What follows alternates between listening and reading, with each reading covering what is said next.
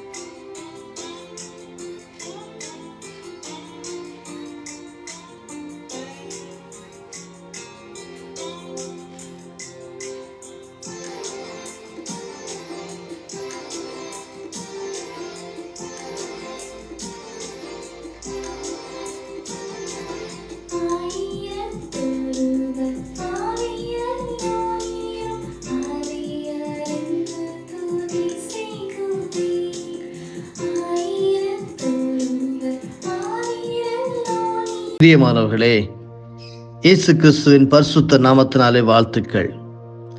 தினம் ஒரு சத்திய வார்த்தை. இந்த நாளுக்குரிய தியானத்தின் தலைப்பு, தேவனால் கூடாத காரியம் ஒன்றுமில்லை. திருமறையின் ஆதார வசனம் லூக்கா 1:37. தியான பகுதி லூக்கா எழுதின சுவிசேஷம் 1ஆம் அதிகாரம் வசனங்கள் 26 முதல் 37 வரையிலும் படிக்க கேளுங்கள்.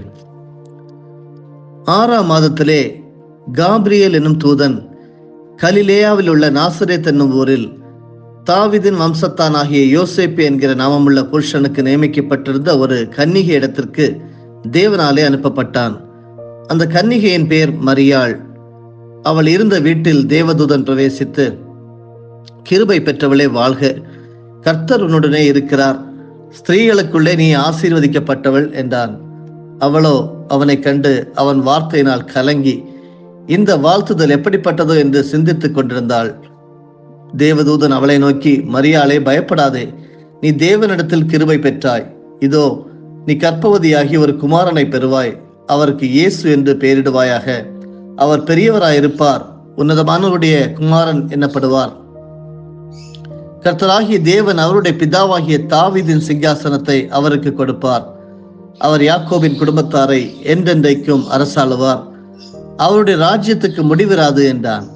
அதற்கு மரியாள் தேவதூதனை நோக்கி, நீ இது எப்படியாகும், புருஷனை அறியேனே என்றாள்.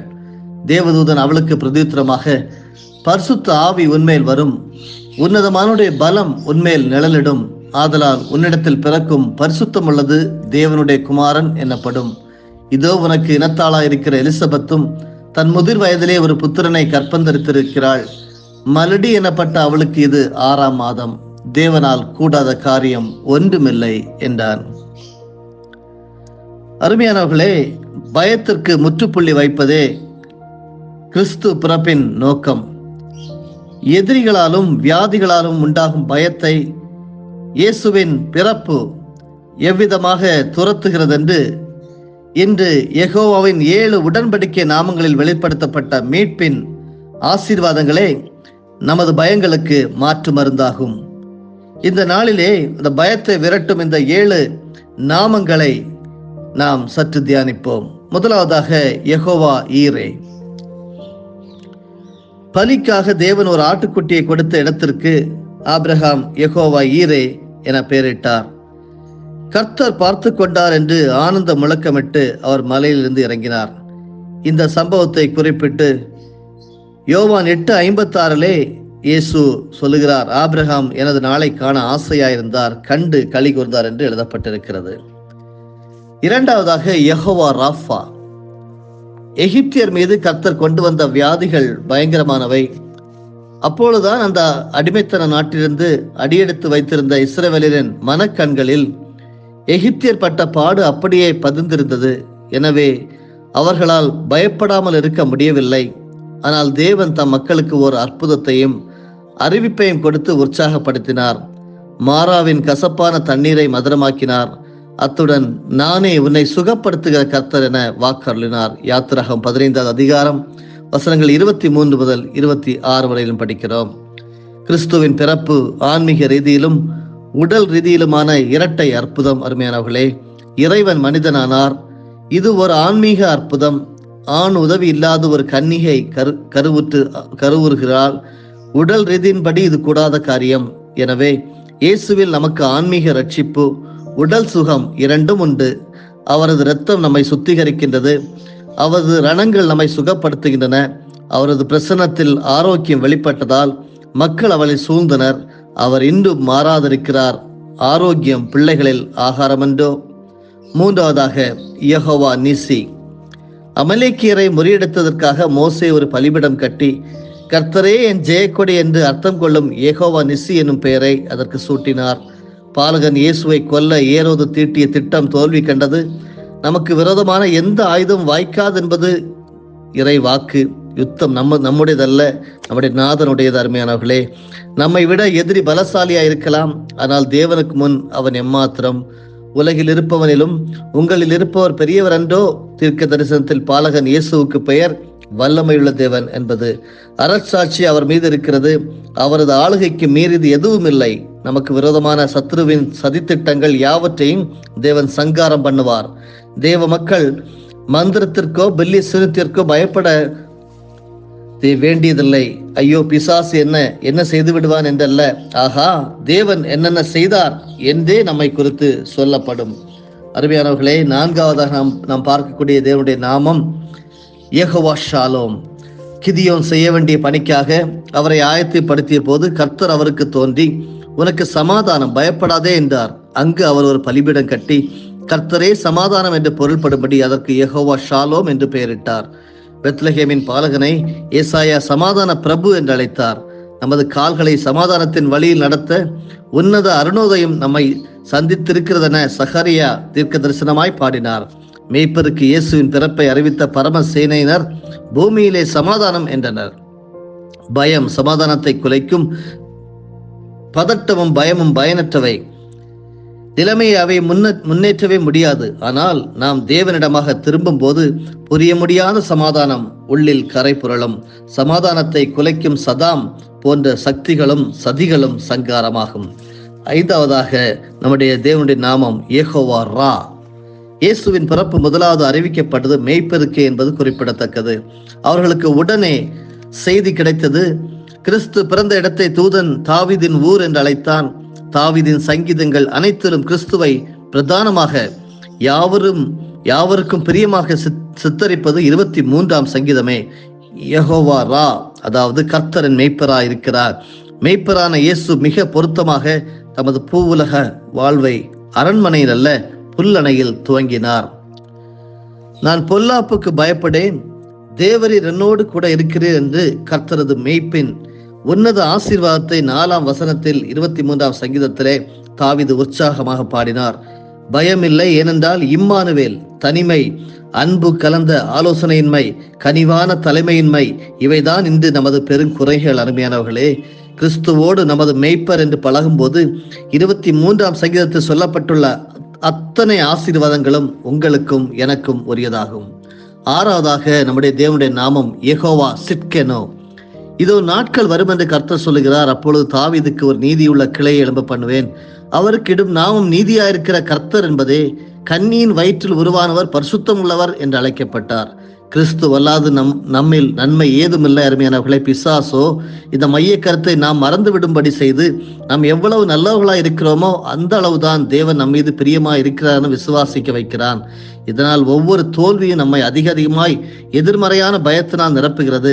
நம்மால் கரையேற முடியாதென்று நினைத்து விடுகிறோம். ஜெபம், தியானம் எல்லாம் வரட்டு பழக்கங்களாக மாறி கர்த்தருக்குள்ளான மகிழ்ச்சி குன்றி போகிறது. பரிசுத்தத்தை குறித்த கட்டளையை மட்டுமே எப்பொழுதும் நினைத்து கொண்டிருப்போர் மகிழ்ச்சியற்ற கிறிஸ்தவராவர். அவர்கள் பரிசுத்தத்தை குறித்த திரு வாக்குகளை மறந்து விடுவர். நான் பரிசுத்தராயிருக்கிறது போல நீங்களும் பரிசுத்தராயிருங்கள். இது நாணயத்தின் ஒரு பக்கம்தான், அதன் மறுபக்கத்தையும் பாருங்கள். நானே உங்களை பரிசுத்தமாக்குகிற கர்த்தர், நீதிமான் சிங்கத்தை போல தைரியமாயிருக்கிறார் என்று வேதத்திலே நீதிமொழிகள் 28:1 கற்றுத்தருகிறது. 7வது நம்முடைய கர்த்தருடைய நாமம் என்னவென்றால் யெகோவா ஷம்மா. பெத்லகேமின் ஆசீர்வாதம் புதிய எருசலேமில் உச்ச நிலை அடைகிறது. பரிசுத்த பாலகன் இம்மானுவேல், கர்த்தர் நம்மோடு இருக்கிறார் எனப்பட்டார். பரிசுத்த பட்டணம் யெகோவா ஷம்மா, கர்த்தர் அங்கே இருக்கிறார் எனப்படும் என்று சொல்லி எசேக்கியேல் 48:35 படிக்கிறோம். ஆண்டவரது பிரசன்னத்தில் ஆனந்தம் பொங்கும். அருமையானவர்களே, கர்த்தரின் மகிழ்ச்சி எல்லா பயத்தையும் விரட்டி அடிக்கும். ஒரு நதியுண்டு, அது நீர்க்கால்கள் தேவனுடைய நகரத்தை மகிழ்விக்கும். தேவன் அதன் நடுவில் இருக்கிறார், ஆகையால் நாம் பயப்படும். தண்ணீர்கள் கொந்தளித்தாலும் மலைகள் அதிர்ந்தாலும் தேவ பிரசன்னத்தின் நிச்சயம் நமது கால்களை உறுதிப்படுத்தும் என்று சங்கீதம் 46:2, 3, 5 நமக்கு கற்றுத்தருகிறது. ஒரு சில வேளைகளில் தேவன் தம்மை மறைக்கலாம், ஆனால் நிச்சயமாக அவர் நம்மை மறந்து போக மாட்டார். இந்த யுகத்தில் ஆண்டவர் நம்மோடு இருக்கிறார். இனிவரும் யுகத்தில் நாம் அவரோடு இருப்போம். அவர் இருக்க பயமேன்? பயப்படாதிருங்கள். இதோ எல்லா ஜனத்துக்கும் மிகுந்த சந்தோஷத்தை உண்டாக்கும் நற்செய்தியை கிறிஸ்து ஜெயந்தியின் காலத்திலே நாம் பெற்றிருக்கிறோம். ஞாபகப்படுத்துவோம், பிறருக்கும் அறிவிப்போம். லூக்கா 1:37 சொன்னது போல, தேவனால் கூடாத காரியம் ஒன்றுமில்லை. சமர்ப்பித்து ஜெபிப்போமா? பயத்திற்கு முற்றுப்புள்ளி வைப்பதே உம்முடைய பிறப்பின் நோக்கமாக இருக்கிறது. அருமையான நல்ல இயேசு கிறிஸ்துவே, இந்த காலை வேளையிலே ஆண்டவரே, இந்த உலகத்திலே பயப்படுகிற ஒவ்வொரு பரிசுத்தவான்களுக்காக நாங்கள் விசேஷமாக இந்த காலை வேளையிலே ஜெபிக்கிறோம். நோய்களை குறித்த பயம், எதிர்காலத்தை குறித்த பயம், தங்கள் குடும்பத்தின் நண்பர்களையும் குடும்பத்தின் அங்கத்தினர்களையும் குறித்த பயம், அதிகாரிகளை குறித்த பயம், பிள்ளைகளை குறித்த பயம், பெற்றோர்களை குறித்த பயம், உலகத்தை குறித்த பயம் என்று சொல்லி பல்வேறு விதமாக ஆண்டவரே பயத்தை உண்டாக்குகின்ற சத்துருவானின் சதிகளை இயேசுவின் நாமத்தினால் இந்த காலை வேளையிலே முறியடிக்கிறோம். ஆண்டவரே, பயந்து நிற்கிற காரியங்கள், இந்த வசனம் அவர்களை தேற்றட்டும், உம்மால் கூடாத காரியம் ஒன்றுமில்லை என்று சொல்லி அதற்கு பயத்திற்கு ஒரு முற்றுப்புள்ளி வைத்து வெற்றி அடைகிற பிள்ளைகளாக, நான் உன்னை சுகப்படுத்துகிற தேவன், நான் உன்னோடு இருக்கிற தேவன், யெகோவா ராஃபாவாக, யெகோவா ஈராக, யெகோவா நிசியாக, யெகோவா ஷாலமாக, யெகோவா ராவாக, யெகோவா சிட்கனுவாக, யெகோவா ஷம்மாக இருக்கிறதுக்காக ஸ்தோத்திரம். எல்லா துதிகன மகிமை உமக்கே, இயேசுவின் மூலமே பிதாவே, ஆமென். என் ஆத்துமாவே கர்த்தரை ஸ்தோத்தரி, என் முழு உள்ளமே அவருடைய பரிசுத்த நாமத்தை ஸ்தோத்தரி. என் ஆத்துமாவே கர்த்தரை ஸ்தோத்தரி, கர்த்தர் செய்த சகல உபகாரங்களையும் மறவாதே. ஆமென்.